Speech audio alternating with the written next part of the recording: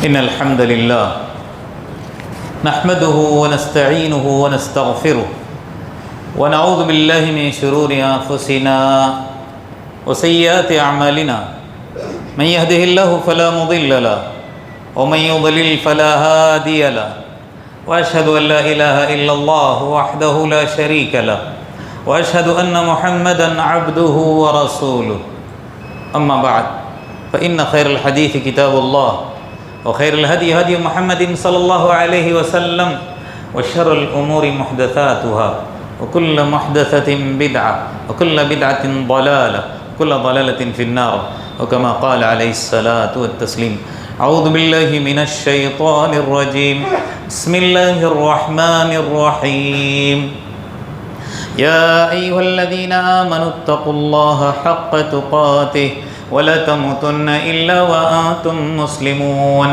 يا أيها الناس اتقوا ربكم الذي خلقكم من نفس واحدة وخلق منها زوجها وبث منهما رجالا كثيرا ونساء واتقوا الله الذي تساءلون به والأرحام إن الله كان عليكم رقيبا يا أيها الذين آمنوا اتقوا الله وقولوا قولا سديدا يصلح لكم أعمالكم ويغفر لكم ذنوبكم ومن يطع الله ورسوله فقد فاز فوزا عظيما وقال الله عز وجل في موضع آخر وكأي من آية في السماوات والأرض يمرون عليها وهم عنها معرضون وما يؤمن أكثرهم بالله إلا وهم مشركون رب اشرح لي صدري ويسر لي أمري واحلل عقدة من لساني يفقهوا قولي رب زدنا علما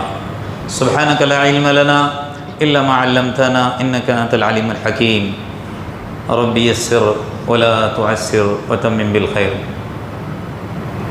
حاضرین جمعہ، اسلامی ماؤں بہنوں اور پیارے بچوں، ہر قسم کی بڑائی بزرگی حمد و ثنا عظمت و جلالت شان و شوکت ایک اللہ وحدہ لا شریک کے لیے ہی لائق اور زیبا ہے۔ بعدہ درود ہو، سلام ہو عموماً تمام انبیاء علیہم السلام پر، خصوصاً سارے نبیوں کے سردار حضرت محمد صلی اللہ علیہ وسلم پر، آپ کے اصحاب، تابعین اور تبع تابعین پر۔ اس مختصر سی حمد اور درود کے بعد میں نے آپ حضرات کے سامنے سورہ یوسف کی آخری 2 آیتیں تلاوت کی ہے۔ انشاءاللہ بإذن اللہ آج کے اس خطبہ جمعے میں ان آیات کی روشنی میں آپ حضرات کے سامنے جو باتیں عرض کرنی ہیں وہ یہ ہے کہ ہمارے ایمان کے اندر شرک کی آمیزش کس طرح سے ہے، شرک سے ہم کو کیسے باز آنا ہے، غیر محسوس طریقے سے انسان کیسے شرک کرتا ہے، اس کے تعلق سے کچھ باتیں عرض کرنے کی کوشش کروں گا۔ اگر عنوان صاف طور پر یوں کہوں کہ ایمان کے اندر شرک کی ملاوٹ، ایمان کے اندر شرک کی ملاوٹ، اللہ تبارک و تعالیٰ اس آیت کریمہ کے اندر فرماتا ہے۔ جب پہلے ہم ترجمہ سنیں گے تو بات سمجھ میں آئے گی۔ اللہ تبارک و تعالیٰ کا فرمان ہے وَكَأَيٍّ مِّنْ آيَةٍ فِي السَّمَاوَاتِ وَالْأَرْضِ، زمین اور آسمان کے اندر کتنی ایسی نشانیاں ہیں، یمرون علیہا، انسان اس کے اوپر سے گزر جاتا ہے، وہم عنہا معرضون، اور پھر اس حال میں کہ وہ اسے اعراض کیا ہوا ہوتا ہے۔ مطلب کیا ہے؟ زمین اور آسمان کے اندر کئی ایسی نشانیاں ہیں جس پر انسان غور کرے تو اللہ تبارک و تعالیٰ کی وحدانیت کا اقرار کرنے پر مجبور ہوگا، پھر بھی وہاں سے سرسری گزر جاتا ہے، آنکھ بند کیا ہوا ہوتا ہے۔ اس لیے آگے اللہ نے کیا فرمایا؟ وَمَا يُؤْمِنُ أَكْثَرُهُمْ بِاللَّهِ، ان میں کے بہت سارے ایسے ہیں جو اللہ پر ایمان تو لاتے ہیں لیکن ان کے ایمان کے اندر شرک کی ملاوٹ ہے۔ وَمَا يُؤْمِنُ أَكْثَرُهُمْ، اللہ کہتا ہے ان میں کے بہت سارے ایسے ایمان والے، اللہ پر ایمان رکھنے والے، وہ مشرکون، حالانکہ وہ کیا ہیں؟ مشرک ہیں۔ اللہ مومن بھی کہہ رہا ہے اور پھر کہہ رہا ہے کہ وہ مشرک ہیں۔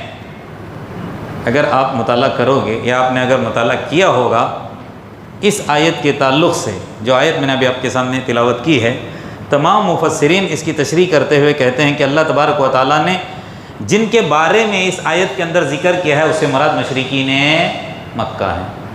عجیب بات ہے نا، مشرکین مکہ کو اللہ تبارک و تعالیٰ نے ایمان والوں سے تعبیر کیا ہے، غور کرو، جبکہ انہوں نے کلمے کا اقرار کیا نہیں تھا۔ کلمے کے اندر کس بات کا اقرار ہے؟ لا الہ الا اللہ، اللہ کی الوہیت کا، ربوبیت کا نہیں، ربوبیت کا نہیں۔ ربوبیت کا اقرار تو دنیا کے اندر جتنے بھی لوگ ہیں سب کرتے ہیں، سوائے دہریہ لوگوں کے، جو کہتے ہیں کہ دنیا ایسے ہی چلتی ہے، دنیا کا نظام ایسا ہی چلتا ہے۔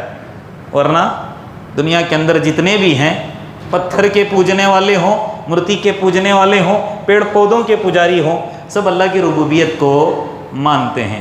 تو اللہ تبارک و تعالیٰ نے آیت ان کے تعلق سے نازل کیا کہ ایمان تو رکھتے ہیں، کیا مطلب؟ اللہ کو مانتے ہیں کہ اللہ رب ہے، اللہ مدبر ہے، اللہ قادر مطلق ہے، اللہ کائنات کو چلانے والا ہے۔ مسئلہ کیا ہے؟ جب عبادت کا معاملہ آ جاتا تو وہاں پر پھس ہو جاتے، اللہ کی عبادت میں اوروں کو ملاتے تھے۔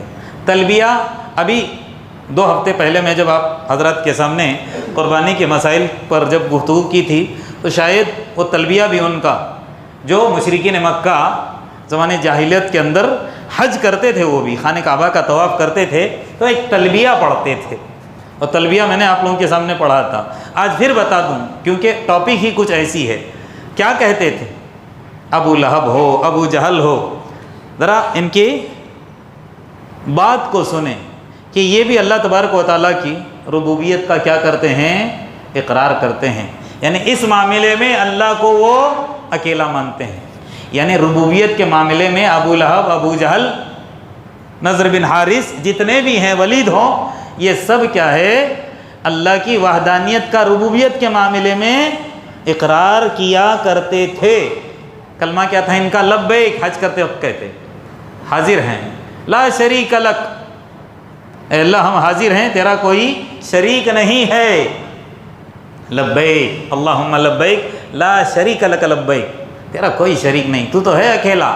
لیکن جب عبادت کی باری آتی تو کہتے ہیں الا شریک، ایک ہے جو تیرے ساتھ مل کر کام کرتا ہے، الا شریک، جو اپنے اپنے خاندان کے وہ کیا کیے ہوئے تھے؟ بت بنائے ہوئے تھے، الا شریک۔ اس کے تعلق سے بھی ان کا کیا عقیدہ تھا؟ ہو لک، وہ بھی تیرا ہی ہے، تملک ہو ما ملک، اس پر بھی تیرا ہی اختیار ہے۔ اگر وہ جو کچھ تھوڑا بہت کرتا بھی ہے، ہم عقیدہ رکھتے ہیں وہ تیری ہی مدد سے، تیری ہی اعانت سے۔ کیا مطلب ہوا؟ اللہ کی عبادت کرتے ہوئے کیا کر رہے ہیں؟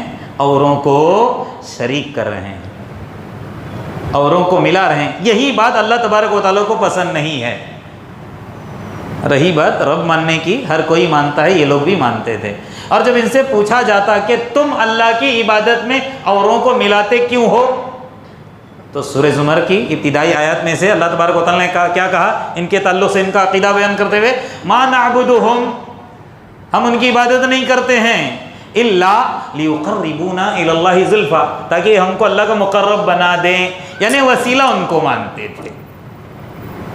صاف طور پر ان کی عبادت نہیں کرتے تھے، عبادت اللہ کی ہی، لیکن ان کو ساتھ میں ملاتے۔ یہ چیز اللہ تبارک و تعالیٰ کو پسند نہیں ہے۔ یہاں تک کہ اللہ تبارک و تعالیٰ نے قرآن کے اندر کئی جگہ ان مشرکین کے تعلق سے صاف ستھرا بیان کیا، لیکن اس آیت کی تشریح کرتے ابن کثیر رحمہ اللہ، ابن عباس رضی اللہ عنہ کی تفسیر بیان کرتے ہیں کہ ما نعبدہم الا لیقربونا الی اللہ زلفیٰ، مطلب ان کا کیا تھا؟ اللہ خالقنا، اللہ رازقنا۔ کیا کہتے ہیں؟ اللہ خالق ہمارا اللہ ہی ہے، رازق ہمارا اللہ ہی ہے۔ ہم خالق اور رازق اللہ کو مانتے ہیں، مالک اللہ ہی کو مانتے ہیں۔ رہی بات ان لوگوں کے بغیر ہم اللہ تک پہنچ نہیں سکتے، جیسے آج بھی لوگوں کا عقیدہ ہے نا کہ ہم ان کو پوجتے تھوڑی ہیں، ہم ان سے کہتے ہیں وہ ان سے کہتے ہیں۔ ارے ہم ان سے کہیں وہ ان سے کہیں، کیا مردہ ہماری سنے گا وہاں تک پہنچائے گا؟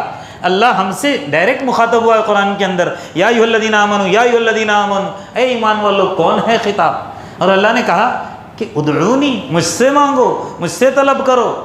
جہاں بھی میرا اور آپ کا ذکر قرآن کے اندر آیا ہے، اللہ نے ڈائریکٹ ہم سے خطاب کیا ہے۔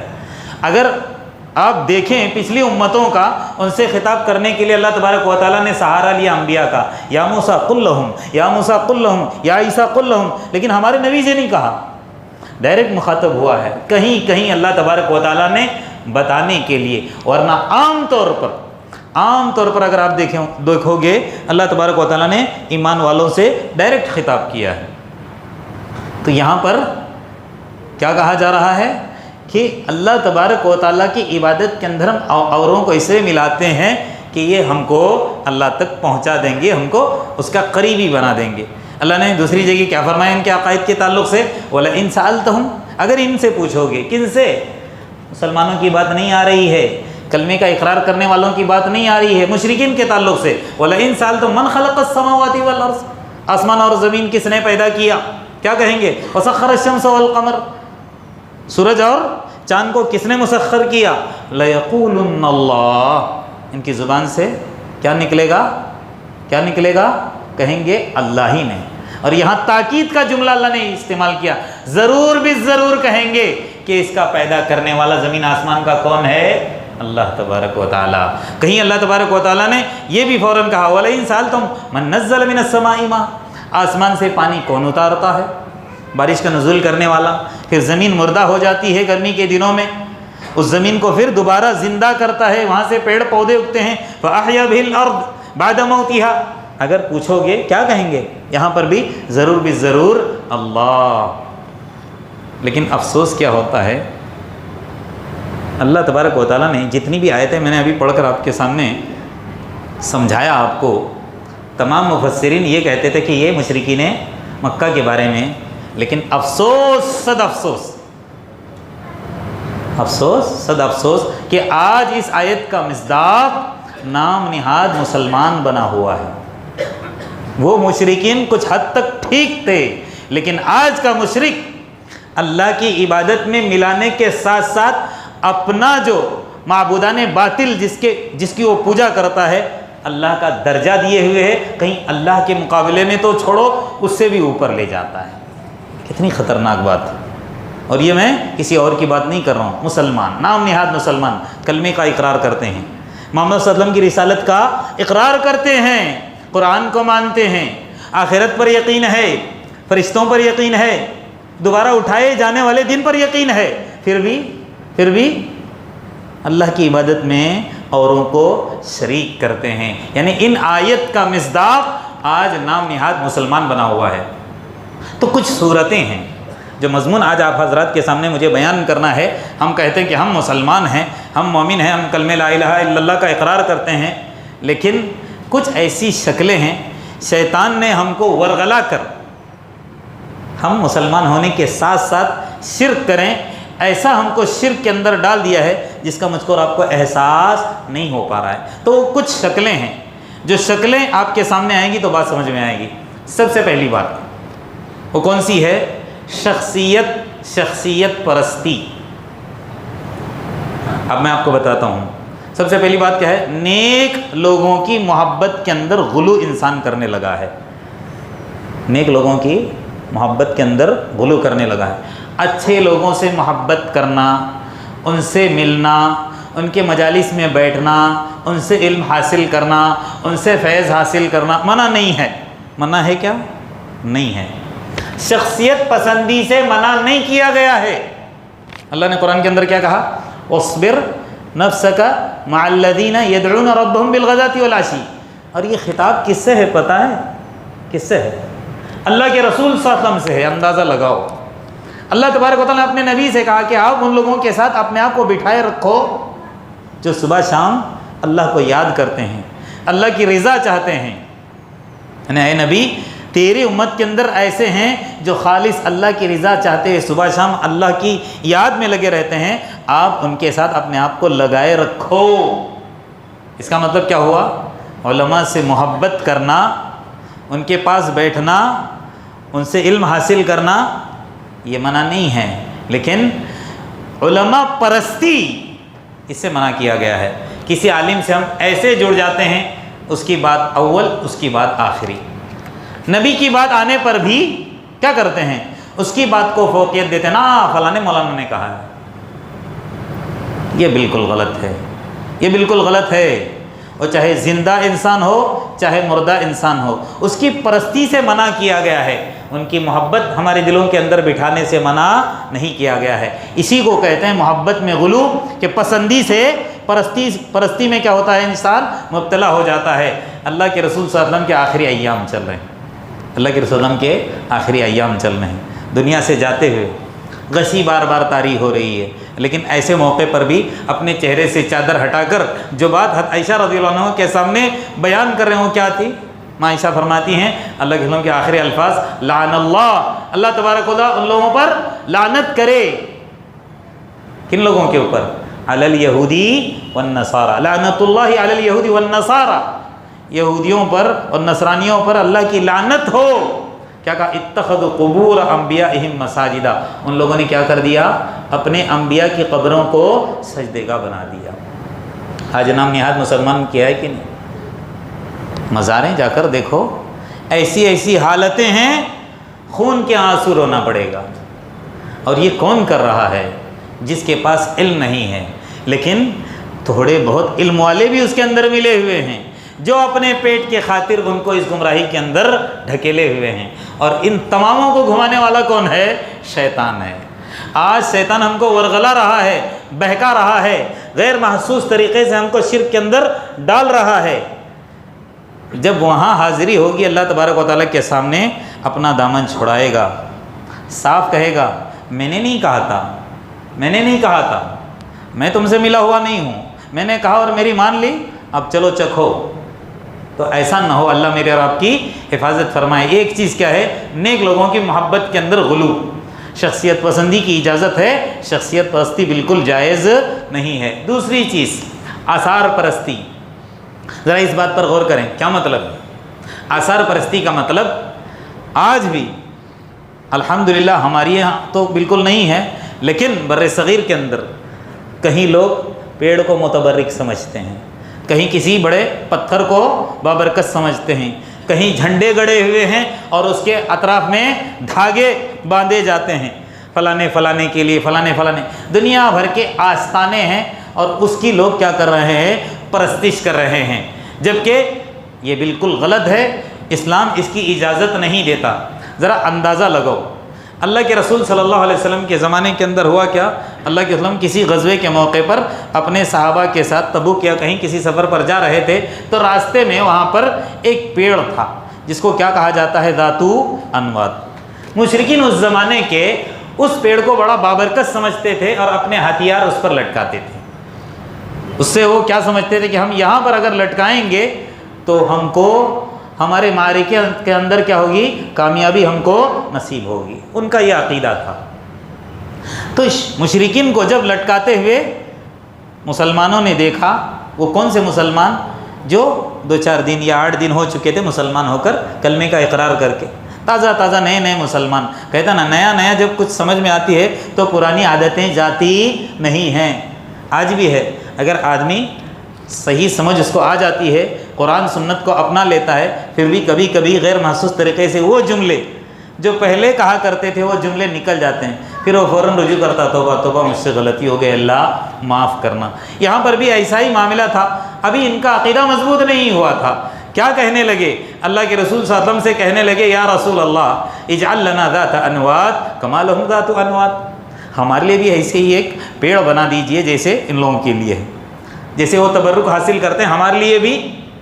اللہ کے رسول صلی اللہ علیہ وسلم کے جملے پر ذرا غور کریں، اسلام کے اندر کوئی پیڑ، کوئی پودا، کوئی پتھر بابرکت ہے نہیں، سوائے جس کو اللہ تبارک و تعالیٰ نے متبرک کہا، کسی زمین کو جیسے حرمین ہے یا حجر اسود کو، الگ بات ہے، ورنہ اسلام کے اندر کوئی بھی پیڑ، کوئی بھی پودا جس سے ہم کو یہ عقیدہ رکھنا ہے کہ یہاں پر دھاگا باندھنے سے میرا یہ کام بنے گا، اس کے چکر کاٹنے سے یہ ہوگا، بالکل اس لیے اسلام اس کی اجازت دیتا نہیں۔ اللہ کے رسول نے کیا کہا؟ قلتم والذی نفسی بیدی، میرے صحابہ، میرے دوستو، تم لوگوں نے کہا اس ذات کی قسم جس کے قبض قدرت میں میری جان ہے، کما قال بنو اسرائیل، تم نے وہی بات کہی جیسے بنو اسرائیل نے کہی تھی موسیٰ علیہ السلام سے۔ کیا کہا تھا؟ اجعل لنا الہا کما لہم آلہہ۔ ایک جگہ موسیٰ علیہ السلام گئے تو وہاں کے لوگ کیا کر رہے تھے؟ بتوں کی پوجا کر رہے تھے، بچھڑے کی پوجا کر رہے تھے۔ تو تو کیا کہا ان لوگوں نے بھی، اے موسیٰ ہمارے لیے بھی ایسے ہی جیسے ان کے بہت سارے معبودان باطل ایسے ہمارے بھی ہوں کہ سامنے رکھا ہوا اس کو کیا کریں، اس کی پوجا کیا کریں۔ بالکل ہو بہو تم نے کہا، اور یہ بالکل اسلام اس کی اجازت نہیں دیتا۔ ذرا اندازہ لگاؤ حضرت عمر رضی اللہ عنہ کیسے دور اندیش تھے، ذرا غور کریں۔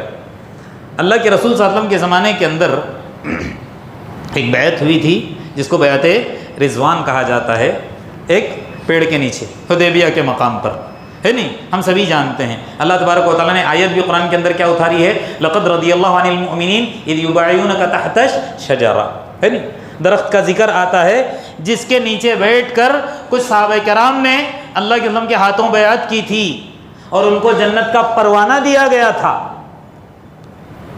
اب ان کے جانے کے بعد، اللہ کے رسول کے جانے کے بعد حضرت عمر رضی اللہ عنہ کا خلافت کا دور چل رہا تھا۔ حضرت عمر رضی اللہ عنہ نے دیکھا کہ کچھ لوگ سفر کے دوران جاتے ہوئے اس پیڑ کے پاس جا کر 2 رکعت، اس کی پوجا نہیں، ذرا دھیان سے سن لیں، 2 رکعت نماز پڑھتے تھے اور پھر وہاں سے آگے نکلتے تھے، صرف اس وجہ سے کہ یہ پیڑ ایسا ہے جہاں پر اللہ کے رسول صلی اللہ علیہ وسلم نے اپنے ساتھیوں سے مل کر اپنے ہاتھوں ان سے بیعت کرائی تھی، اس لیے بابرکت جگہ سمجھ کر وہاں پر کیا کرتے تھے، 2 رکعت نماز پڑھتے تھے۔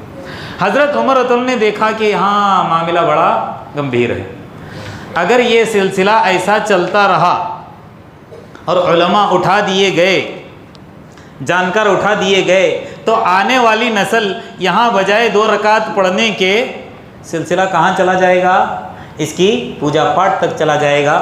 تو فوراً اپنے ساتھیوں سے کہہ کر اس پیڑ کو جڑ سے ہی اکھاڑ دیا۔ ہاں، نہ رہے بانس نہ بجے بانسری، بہت مشہور ہے نا کہاوت، فوراً نکال دیا کہ آگے جا کر اتنے دور اندیش کہ کہیں یہ نہ آ جائے کہ اس کی پوجا کرنے نہ لگ جائے، فوراً اس کو اٹھا کر پھینک دیا۔ تو انسان دیکھیں ذرا غیر محسوس طریقے سے کیسے کیسے شرک کے اندر مبتلا ہوتا ہے اور اس کو اس کا احساس نہیں ہوتا۔ وہ تھے صحابہ کرام، فوراً بھانپ لیتے تھے اور یہ چیز ختم کرتے تھے۔ اب میری اور آپ کی ذمہ داری ہے، اگر اس طرح ہمارے عقائد کے اندر خرابیاں ہیں تو مجھ کو رب کو دور کرنا ہے، اور کسی کو ہم دیکھتے ہیں تو پیارے انداز سے، اچھے انداز سے ان کو سمجھانا ہے، یہ نہیں کہ ایسے مطلب ان کو سمجھانے چلیں جس سے وہ ناراض ہو اور پھر کہیں زبردستی کے مارے اسی کو وہ کرنے لگے۔ حکمت سے، پیار سے ان کو سمجھائیں، بتائیں کہ یہ شرک ہے، کوئی پیڑ، کوئی پودا، کوئی پتھر اسلام کے اندر بابرکت نہیں ہے، اس طرح سے ہم کیا ہو جائیں گے، مشرک کہلائیں گے، اس سے بچنا ضروری ہے۔ ایک اور چیز ہے، الحمدللہ یہ چیز بھی ہماری طرف نہیں ہے، شاید کہ تھوڑے بہت لوگوں کا عقیدہ ہو، اللہ میرے اور آپ کی حفاظت فرمائے، ستارہ پرستی۔ اب ستارہ پرستی کا کیا مطلب ہے؟ بعض لوگ ستارے پر یہ عقیدہ رکھتے ہیں کہ یہ انسان کا ستارے سے جوڑ ہے، فلاں انسان کا ستارہ مضبوط ہے اس لیے کبھی بیمار نہیں پڑتا، فلاں انسان بیمار پڑ رہا ہے بار بار اس لیے اس کا ستارہ کمزور ہے یا ستارہ گردش میں، اس طرح کا جملہ پرانی عورتوں کی زبانی میں نے سنا ہے، ستارہ گردش میں ہے اس لیے اس کے حالات ایسے ہیں۔ یہ بھی شرک ہے دوستو، ستارہ پرستی بالکل شرک ہے۔ ذرا غور کریں اللہ کے رسول اللہ کے زمانے کے اندر کیا ہوا اور کیوں منع کیا گیا ہے ستارہ پرستی سے، اور یہ شرک ہے، ذرا بات سنیں۔ لیکن وہ بات بتانے سے پہلے ایک اور بات بتا دیتا ہوں، یہ تو عام طور پر ہے کہ لوگ اپنے جو شادی کا کارڈ ہوتا ہے نا اس کے اوپر ایک چیز لکھتے ہیں، میری دختر نیک اختر، ہے نا، دختر نیک اختر عام طور پر لکھا جاتا ہے۔ یہ اختر کیا ہے پتہ ہے؟ یہ کسی انسان کا نام نہیں ہے، اب ہم لوگوں نے رکھا ہے بہت سارے لوگوں کا اختر چنیدہ، کوئی بات نہیں ہے، لفظ اختر ہے نا یہ ستارے کا نام ہے۔ تو اس زمانے کے لوگوں کا یہ عقیدہ تھا کہ دختر نیک اختر، ستارے سے جوڑ کر اپنی بچی کو، اختر نیک ستارہ، اس لیے اپنی ہر کسی کی بھی دختر نیک اختر ہی ہوتی ہے۔ تو اس طرح کا عقیدہ رکھنا بالکل جائز نہیں ہے۔ ذرا غور کریں اللہ کے رسول کے زمانے میں کیا ہوا۔ ایک مرتبہ صحابہ کے ساتھ وہی سفر پر ہی تھے، بارش ہو گئی۔ اب یہ تو مئی جون جولائی چل رہا نا، کسی سے بھی پوچھوں گا بھٹکل کے اندر، مڑیسر کے اندر تو بارش کا موسم ہے، یا یہ ہمارے اطراف کے اندر ہمارے یہاں کیا کہتے ہیں، یہ سال کے 4 مہینے مئی جون جولائی اگست، یا جون جولائی اگست سپٹمبر، یا 4 مہینے بارش کے ہیں۔ یہ تو ہم نے جوڑے رکھے ہیں، اللہ تبارک و تعالیٰ چاہے تو سال بھر یا سال کے کسی مہینے کے اندر بھی عام طور پر یہ سیزن بنے جیسے ٹھنڈی کے، گرمی کے، بارش کے، لیکن یہ عقیدہ نہ رکھیں کہ اس کے ساتھ ہی خاص ہے، یا جس طرح بعض لوگوں نے نام رکھا ہے، یہ اڑلو پوچھا، یہ دھکلو پوچھا، یہ فلانی بارش، یہ فلانے، یہ سب بالکل اسلام اس کی اجازت نہیں دیتا۔ ہمارے لوگوں کے اندر ہے نا یہ، ہاں فلانی نام کی بارش ہے تو بڑی زوروں کی برستی ہے، ابھی پوچھو باہر جا کر کہ یہ فلانے یہ جو ابھی بارش چلے نا اس کا نام کیا ہے، ہاں یہ زور سے برستی ہے، ابھی دھوپ اس لیے چل رہی کہ یہ ہاں فلانے نام کی بارش ہے۔ یہ سب کہنا بالکل اسلام اس کی اجازت نہیں دیتا۔ اللہ کے فضل کے زمانے میں کیا ہوا، بارش ہوئی اور موسم نہیں تھا، کیا کہتے ہیں ان سیزن تھا، سیزن نہیں تھا، بغیر سیزن میں بارش ہو گئی۔ تو صحابہ کرام کچھ ایسے تھے، بارش کے بعد کیا کہا، مطرنا بفضل اللہ، اللہ کے فضل سے آج بارش ہوئی ہے۔ کیا کہا، اللہ کے فضل سے آج بارش ہوئی ہے۔ اور کچھ لوگوں نے کیا کہا، مطرنا بنوع کذا و کذا، ہاں فلانے مسئلے کی وجہ سے، ہاں فلانے ستارے کی وجہ سے آج کیا ہوئی ہے، بارش ہوئی ہے۔ دیکھیے وہاں پر دو جماعتیں بن گئی، کچھ لوگ کیا کہنے لگے اللہ کے فضل سے، اور کچھ لوگوں نے کہا کہ فلانا مسئلہ ہے اسی لیے ایسی بارش ہوئی ہے۔ فجر کے وقت وہی اترتی ہے، اللہ کے رسول صلی اللہ علیہ وسلم فجر کی نماز کے بعد اپنے صحابہ سے مخاطب ہو کر کہتے ہیں، اصبح من عبادی، آج رات جو بارش ہوئی اس پر اللہ تبارک و تعالیٰ نے مجھے بذریعہ وحی بتا دیا، اصبح من عبادی مؤمن بی وکافر بالکواکب، کل رات کچھ لوگ صبح کی، میرے بندے اصبح من عبادی یعنی آج میرے کچھ بندوں نے صبح کی، مؤمن بی میرے اوپر ایمان رکھتے ہوئے، وکافر بالکواکب، اور کس کا انکار کرتے ہوئے، ستاروں کا انکار کرتے ہوئے۔ اور آگے کیا فرمایا، واصبح من عبادی مؤمن بالکواکب وکافر بی، اور کچھ لوگوں نے کیا کیا ہے، آج صبح کی ہے ستارے پر ایمان رکھتے ہوئے اور میرے ساتھ کفر کرتے ہوئے۔ کتنی خطرناک بات۔ اس سے کیا معلوم ہوا کہ ستاروں کا جو عقیدہ رکھتے ہیں نا، اس سے ہم کو دور بھاگنا بہت ضروری ہے کہ یہ شرک ہے۔ اللہ تبارک و تعالیٰ نے صاف کہا، کل جن لوگوں نے کہا کہ فلانے ستارے کی وجہ سے بارش ہوئی ہے، ان لوگوں نے میرا انکار کیا اور ایمان کس پر لائے، ستاروں پر، اور جن لوگوں نے کہا کہ اللہ کے فضل سے وہ مجھ پر ایمان لائے، اور ان لوگوں نے ستاروں کا انکار کر دیا۔ اور انسان کو احساس نہیں ہے، شرک پر شرک کیے جا رہا ہے، عقائد کے اندر گھسے ہوئے ہیں شرک، اس کو نکالنے کی انسان کو فکر نہیں ہے۔ تو لہٰذا علم نجوم کا عقیدہ رکھنا بھی سراسر شرک ہے، اس سے باز آنا ہے۔ ایک اور چیز ہے، پیپر کے اندر آتا ہے ستاروں کا کھیل۔ الحمدللہ ہمارے یہاں کے لوگ بچے ہوئے ہیں، وہ ستاروں کا کھیل کیا پتہ ہے، وہاں پر لکھا ہوتا ہے ایک ہفتے کے تعلق سے کہ آپ کا نام کون سے حرف سے شروع ہوتا ہے، الف سے، دال سے، با سے، جیم سے، 2-4 حرف اس میں لکھ دیتے ہیں، اور لکھتے ہیں کہ فلانے نام سے آج ان کے ساتھ یہ حادثہ ہونے والا ہے، آج یہ کامیاب ہونے والا ہے، آج یہ۔ تو پوچھتے ہیں وہ ستاروں کا کھیل کھیلنے والے، تمہارا نام کس سے، ہاں عین سے، ہاں تو گیا، ہاں فلانا کون سا، دال سے، ہاں تیرے یہاں فلانا اچھا ہونے والا ہے، کچھ تیرے ساتھ بھلا ہونے والا ہے۔ تو یہ ستاروں کا کھیل نام سے ایک باقاعدہ پیراگراف پیپر میں آتا ہے، اور اس سے کچھ لوگ عقیدہ رکھتے ہیں کہ ہاں جو کچھ یہ اس کے اندر لکھا ہوتا ہے ویسے ہی ہوتا ہے۔ اس طرح عقیدہ رکھنا بالکل غلط ہے، سراسر شرک ہے، اس سے بچنا بہت ضروری ہے۔ اور ایک چیز کیا ہے، بدشگونی، یہ بھی لوگوں کے اندر ہے کہ نہیں؟ اگر عام الفاظ میں کہیں نحوست، انسان کو بھی نحوست مانتا ہے، جانوروں کو بھی منحوس مانتا ہے۔ انسانوں کو کیسے، لڑکی شادی کر کے گھر میں آ گئی، تھوڑے دنوں کے اندر اگر گھر کے اندر کسی کا انتقال ہو گیا، یا دکان جل گئی، یا کچھ حادثہ ہو گیا رونما، فوراً کہتے ہیں بڑی منحوس ہے یہ دلہن، اس کی وجہ سے ایسا ہوا ہے۔ صحیح العقیدہ کی بات نہیں کر رہا ہوں میں، جس کا عقیدہ کمزور ہے وہ یہی عقیدہ رکھتا ہے۔ اب تک تو الحمدللہ ہمارے یہاں ترقی ہو رہی تھی، تنزلی کی کیا وجہ ہے، برکت کیوں اٹھا لی گئی اس کے آتے ہی۔ ایسے ہی اس کے برعکس اگر کسی لڑکے کی شادی ہوتی ہے، داماد کیا کہتے ہیں، اس کو سسر کا نقصان ہونا شروع ہوتا ہے، تو داماد کو وہ کیا مانتا ہے، منحوس مانتا ہے۔ یہ بالکل سراسر شرک ہے۔ اللہ کے رسول نے کیا فرمایا، الطیرۃ شرک، الطیرۃ شرک، الطیرۃ شرک۔ اس طرح عقیدہ رکھنا، بدشگونی، بدفعلی، یہ بالکل شرک ہے، اسلام اس کی اجازت نہیں دیتا۔ قرآن کیا کہتا ہے، وَإِن يَمْسَسْكَ اللَّهُ بِضُرٍّ فَلَا كَاشِفَ لَهُ إِلَّا هُوَ۔ آپ کے ساتھ کوئی بھی اگر حادثہ رونما ہوتا ہے، آپ کا کچھ بھی نقصان ہوتا ہے وہ نقصان کرنے والا اللہ تبارک و تعالیٰ ہے، اور اس کے علاوہ کوئی ہٹا نہیں سکتا۔ وَإِن يُرِدْكَ بِخَيْرٍ فَلَا رَادَّ لِفَضْلِهِ، اگر آپ کے ساتھ اللہ تبارک و تعالیٰ بھلائی کرنا چاہے تو پھر اس بھلائی کو کوئی ٹال بھی نہیں سکتا۔